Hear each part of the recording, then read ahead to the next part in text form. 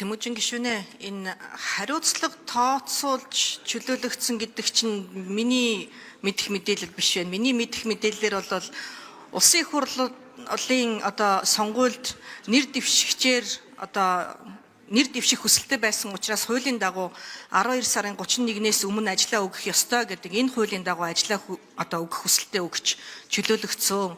Харамсалтай нь улс төрийн нам дээр ирээд их хурлаар, баг хурлаар нэр дэвшигчээр сонгогдоогүй учраас эргүүлээд намайг тавиач гэдэг ийм асуудлаар улсын их хурлыг шүүхэд өгч байгаа ийм арга үүссэн гэж ойлгосон. Хэрвээ хариуцлага тооцоолсон байсан болвол таны хэлж байгаачлан тийм ээ. Тийм байсан бол шүүхэд эргэж хандахгүй байх болов. Энэ бол арай өөр харилцаа. Тэгээ үүнтэй холбогдуулан яг шүүхэд өөрөө өгч байгаа нь эргээд намайг ажилд тавиач яагаад намайг чөлөөлч вэ гэж тавьж байгаа нь өөрөө хууль зөрчиж байгаа харагдаж байгаа үнэн. Ер нь бол улсын их хурлаар өөрөө хүсэлтэд өгч чөлөөлөгдчихэд эргээд намайг тавьсангүй гэж улсын их хурлаа шүүхэд өгөх нь бол буруу.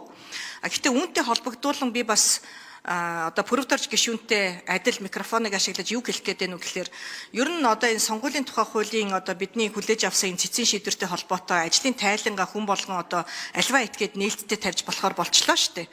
Тэгэхээр ер нь 12 сарын 31-ээр албан тушаалтан ажиллаа заавал өгөх ёстой юу үгүй юу? Энэ өөрөө эргээд улсын их хурлын гишүүн ажиллаа өгөхгүйгээр улсын их хурлд нэр дэвшээд байгаа нь өөрөө бас давуу байдал үүсгэж байгаа биз дээ. Энэ ерөнхий концепцээр нь ингэж авч үзэх юм бол тэгэхээр ер нь албан тушаалтнууд нэр дэвших хүсэл тээсэн ч үгүй ч заавал эрхээ аваагүй байхад наан нь ажиллаа өгөх нь зохистой юм уу? Хүний эрхт нь бас халдаад байгаа юм биш үсттэй. Энийг бас сонгуулийн тухай хуулиар эргэн харж үзэх ёстой юм биш үү гэдэг ийм саналыг хэлэх гээд байна.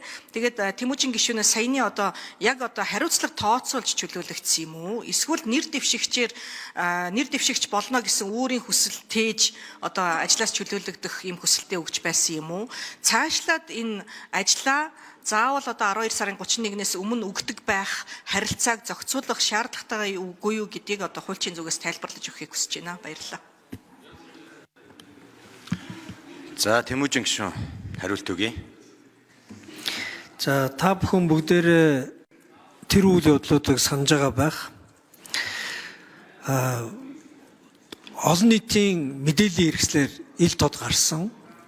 Тухайн улсын их хурлын дарга Эм Инх болд гэдэг хүний албан өрөөнд яг энэ асуудлаараа ярилцж байгаа бичлэг бас телевизээр ил тод гарсан. Тухайн их хурлын дарга бас шаардлага тавьж байгаа жижиг дунд үйлдвэрлэлийн зээлийн сангаас зээл хүртсэн энэ асуудал чинь хөндөгдөд байгаа учраас ажиллаа өг гэж би бас хэлж яана гэдэг үг бас тэр бичлэг дотор ил тод гарсан. Тэгээ бидний бас нэг хариуцлагагүй асуудал. Хариуцлага тооцох ёстой газар хариуцлага тооцохгүй яг шийдвэр гарах болохоор манаа нам юм, манаа нутаг юм, за яах вэ гэж толгойг нь нилээд за өөрийнх нь хүсэлтээргээд хүсэлтийн аваа гаргадаг энэ улс төрийн буруу практик хүнийг ингэж өөгшүүлж байгаа байхгүй юу? Ярьсан ихний үндэслэл бол хариуцлага тооцох. Тэгээ албан ёсны шийдвэр гарах нь бол өөрийнхөө хүсэлтээр. Ийм юм болж хуурсан. Тэгээ бид бол энэ завхарлыг засах ёстой. Улсын их хурлын дарга бас хоёрынтой хэлгших болно лээ. Улсын их хурл дээр ийм бич тооцдог, хариуцлага тооцдог, хууль зөрчсөн, алдаа гаргасан энэ улсын их хурлд ажиллаа хариуцсан тайлгандаг албан тушаалтнуудыг толгойг нь илэлгүйгээр илэрсэн фактаар нь хуулийн бариад шийдвэр гаргадаг болохгүй бол хэсэг хугацааны дараа мартцсан юм чинь би ингээд буцаад орчих байх гэдэг нэг ийм хил ам дарагдаад иргэд загсны ой санах шиг ийм богинохон учраас би буцаад ажилдаа орё гэдэг юм цаашаа бол гарч магадгүй. Тийм учраас бид бол зарим зүйл дээр хатуу байх хэрэгтэй. Алдаа гаргасан бол алдааг нь хэлээд хариуцлага тооцдог байх хэрэгтэй.